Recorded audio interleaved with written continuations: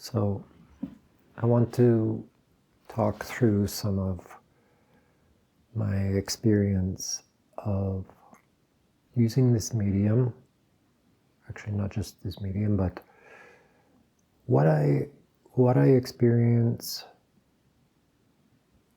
in trying to utilize these tools of technology that I think are very important, very powerful. A big component of this Aquarian age where we can connect with other humans, we can express ourselves, we can use this very Aquarian technology. But at this point, there's a lot to it. It's very technical. And even though I consider myself quite capable in this area, I have figured out a lot of things. I've been using computers most of my life. Been interested in technology for most of my life. There's something that just happened to me, trying to figure out something, where all of a sudden I'm overwhelmed and I feel like I'm going to have a panic attack. Just trying to figure out something that frustrates me. And it doesn't make any sense. I ask myself, what's going on? But it's interesting. It triggers this kind of feeling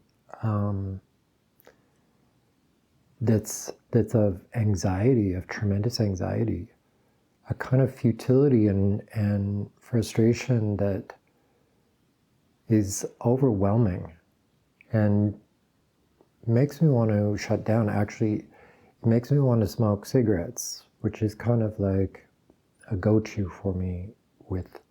But I think so, any addiction, I guess I'm wanting to share this because I can imagine that a lot of other people experience frustration when wanting to use these tools that they see other people using and making it seem easy, right? Like we consume a lot of social media, and there's a lot of people that seem to just make it look so easy, to make these flashy videos with good lighting and they look good and all this stuff. And I realized that for myself, I have to let go a lot of that, right? Like not caring so much what I look like.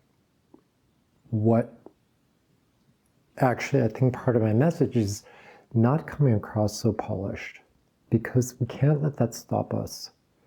We cannot let that stop us. It's important that we just show up as real, as authentic. Not that we shouldn't try and craft something or hone something or be better than we were yesterday. Absolutely. Absolutely. And there's something to having challenges, right? There's something to persevering and every day trying to be a little bit better, and that's good. That is absolutely important. But there's also a place where it feels futile, it feels overwhelming. And I know that I need strategies to overcome those things where my insecurities, my baggage and trauma, whatever it is, all of a sudden comes up to the surface. And I don't want to just, I don't want to be reliant on a drug or any of that stuff to alleviate that. So, for example, what I just did, like I'm even still feeling it right now. But what I just did when I felt that, there was kind of like I think I did this in my mind. I just just drop it for now. Just let it go for now. It's not an emergency. It doesn't matter that much. It's okay to just take a break from it. And that's exactly what I did. I just sat down on the couch and I breathed. I observed my body. I tuned into my body and just allowed it to relax a bit.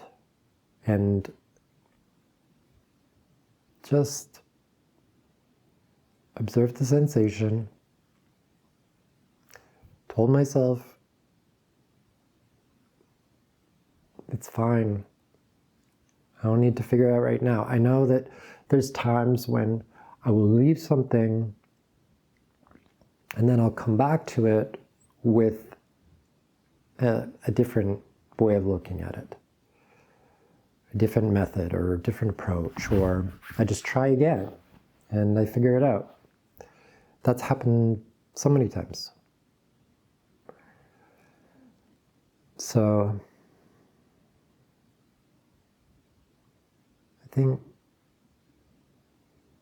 I think these are valuable experiences. Like, it's an opportunity to re-pattern the nervous system, to develop a kind of resilience to our approach in solving problems, where we can just pause and instead of like forcing ourselves, plowing ahead, because we might be kind of being stopped for a reason. What happens to me sometimes is I get obsessive and I will just work on something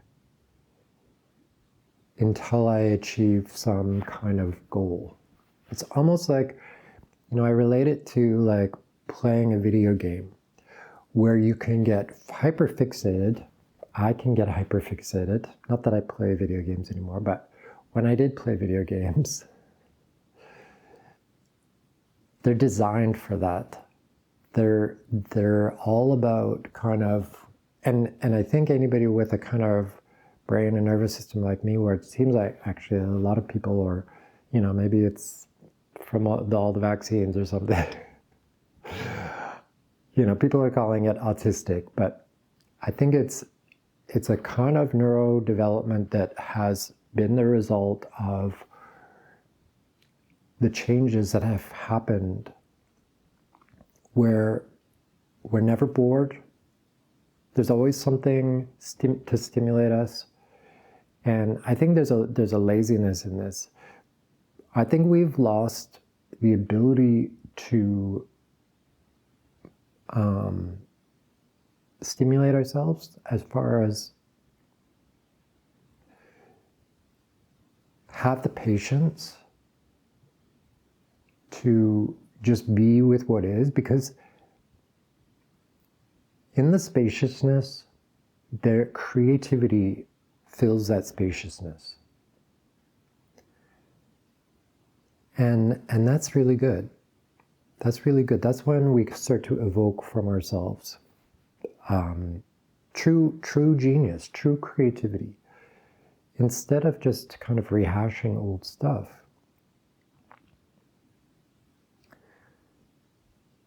Moving around the checkers on the board, I think that we do need to slow down,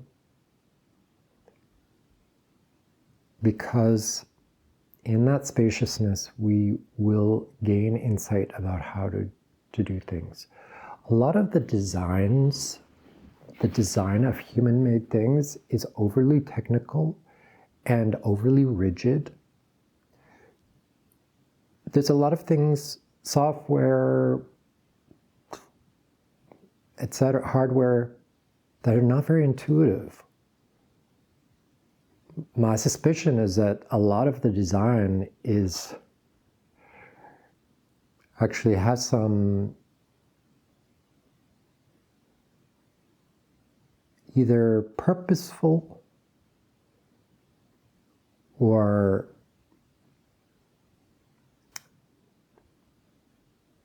cost-cutting design to it. You know, maybe software engineers are pushed to create something on a deadline, and so there's not the real human kind of approach built in. I don't know. There's a lot of things about technology that I think could be better.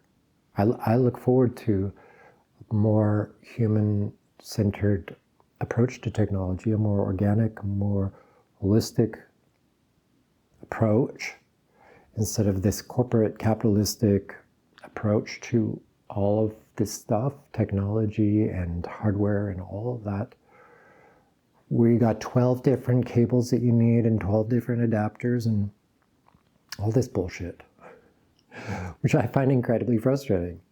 It's like, why it's, well, I know why. I know why. It's because of our waste and inefficiency-based system. So I think, you know, because this is part of my consciousness, part of my assessment of reality, when I'm trying to do something and I feel like this is a poor design, this is a frustrating design, this is not human friendly, it's only for the engineers who built the thing. They understand it because they got paid to build it. But then when the user wants to like reverse engineer it and like understand it, we shouldn't have to take a course on it. It should be easier to use than a lot of things are, in my opinion. Otherwise, it kind of locks out a lot of people because ain't nobody got time for it, right? There's so many things, and we don't want to spend our time on a lot of analytical stuff. We're not getting paid to do it. We just want to get the end result. Right? We just want to push the button and record. We just want to be able to post our video or whatever. And I think that's, you know, I'm thinking often about, from a therapeutic recreation and activity to working with people with disabilities, working with seniors. So much of this stuff is out of reach for them because it's overly technical. It's too difficult.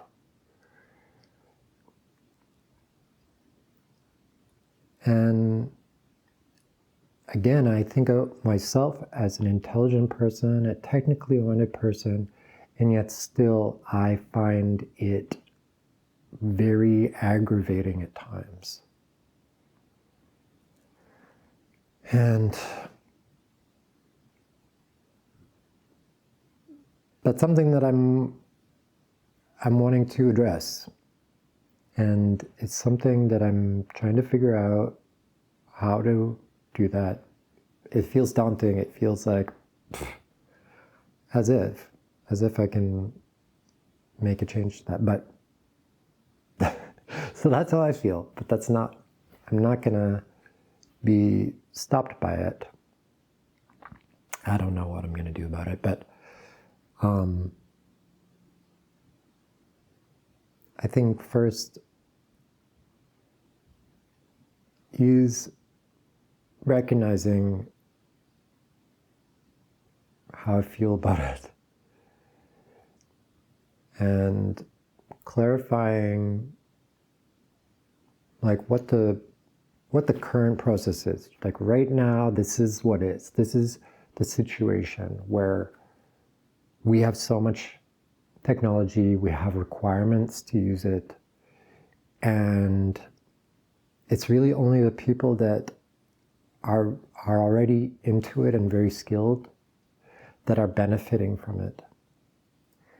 And I don't think that's very fair. It's a kind of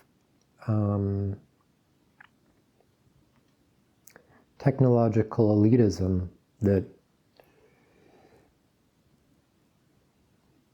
I know a bunch of people who are really put off by technology. And I don't think that's good, because and there's a lot of reasons for that, right? Again, I think they feel similar to me in that it's like this authoritarian control grid. There's a distrust. There's a huge distrust with the use and implementation of it, because so clearly it's in the hands of the power brokers, the big corporations and government, and we don't trust them for good reason. So from the spying, data collection, stealing people's artwork, so many things, and we need to change all of this. We need to make it humanistic. We need to make it accessible, because it will only, the way it is right now, it will only increase disparity and injustice. And that's a problem. We need to essentially level the playing field for people, create accessibility, and not allow the powerful people to implement their increasing control with these powerful tools while shutting the rest of us out. I'm being a bit extreme in that extreme example, because I mean, that's where my mind goes. But I think also just where I started with was like, how do we deal with everyday anxiety? That's because I think about that all the time too. How do we not give up? How do we feel enthusiasm about waking up each day and having challenges, like a lot of challenges, like challenges that seem overwhelming, too many and too big, and we're small, and little things can feel, when you feel like that, a pebble can feel like a boulder. And then when you get shut down, you get behind, and then you feel guilt, and then it just snowballs in this kind of negative way. And I was just outside, it's pouring rain, walked to the store, and I saw this young guy who soaked, he's got drug paraphernalia in one hand, and he's going through the garbage. And it's not uncommon in my neighborhood. I see lots of homeless people. And I see a number of young people. So anyways, I talked to him, and he's 22 years old. And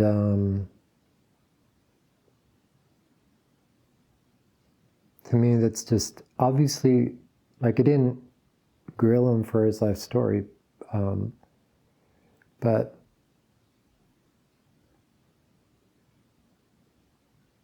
obviously these things happen.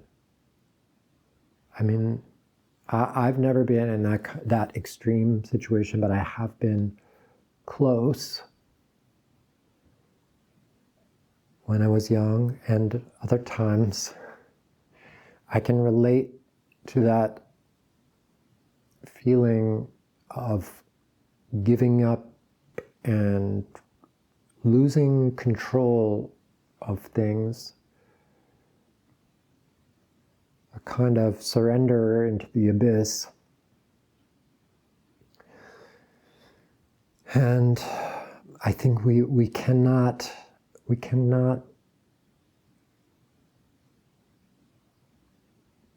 continue this. The BC government has made this worse by essentially using a Band-Aid method where they've just given people free drugs. It's enabling, and I believe there's corruption and real evil behind it too. We need to come up with better solutions, truly solutions that resolve these problems and help people be strong and healthy. Yes, we need to meet their basic needs. We need to help people have that basic Maslow's hierarchy of needs, those basic needs met.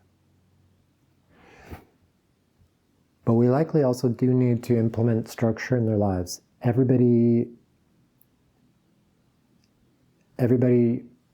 who is functioning in society has these structures in place where they have to pay their bills or go to a job or maintain different things.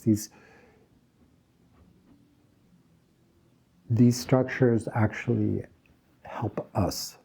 There's a fine line, there's a balance.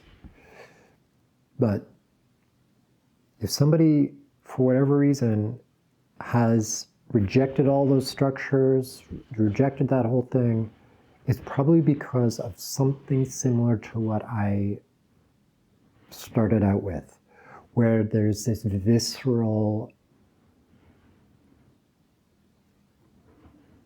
kind of shutdown, hypervigilance reaction, where there's something overwhelming about those triggers, and likely trauma caused.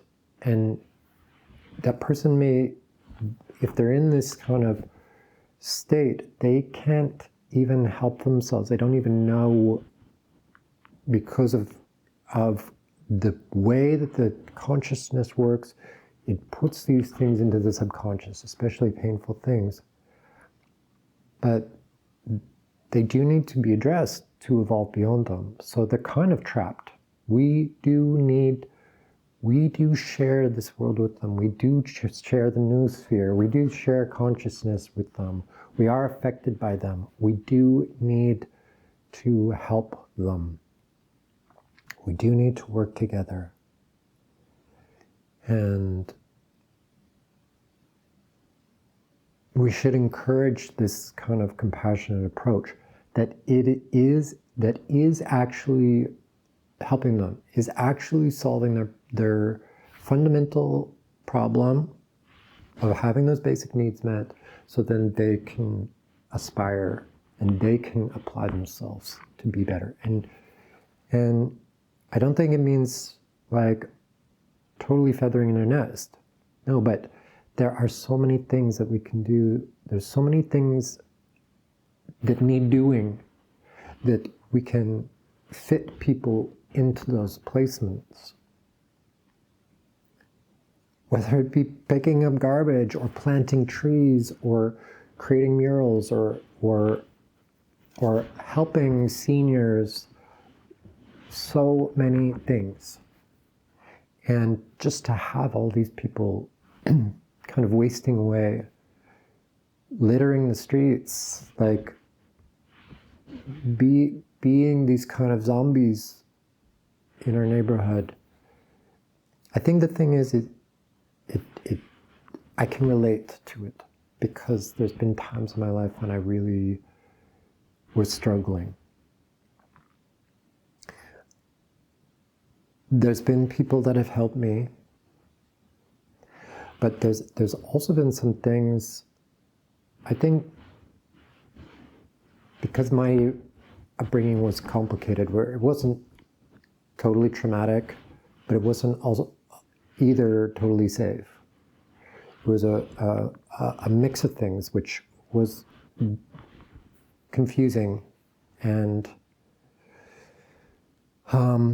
I think ultimately it's important for my path to kind of have a foot in two worlds, to have received some love and affection, and also some trauma and negligence. And so I can kind of bridge these worlds. And I think that's what we need to do. We need to do a lot of bridging right now. We're translating things from the past that we do value, and we're letting go of some other things. We're transforming things, and we're creating connections. We're realizing the importance of connection within humanity, within society, in the whole world. We're also being offered solutions that are not necessarily the best ones. There's a lot of manipulation going on. And if people don't participate, if the average person doesn't participate, then it's just going to be written for us. It's just going to be foisted on us. And that scenario looks quite grim, in my opinion. It doesn't make sense, and it's not in our best interest. It's not in the planet's best interest. It's not in nature's best interest. We need to participate and be engaged in this process, because I trust that human nature has within it goodness. Yes, there's a lot of dark shit, but the only way that we resolve it is by facing it, by looking at it, by talking about it, by dancing about it, by creating art, by creating videos, by showing up as we are, and showing other people that we don't need to be perfect, that we can be honest about who we are without having to get Botox or be fake, be inauthentic, that our authenticity actually is where beauty is. That it's actually what we all wanting. And that from that place we can create a new world.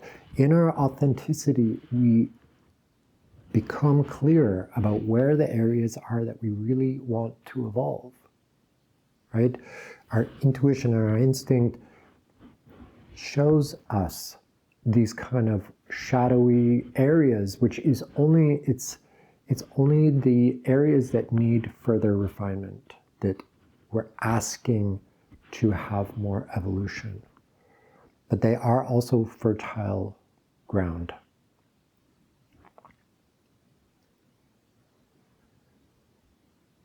And to be honest, it excites me. When I think about it, when I think about the future, and the possibility for growth and improvement that can happen in this world, I do feel positive about it.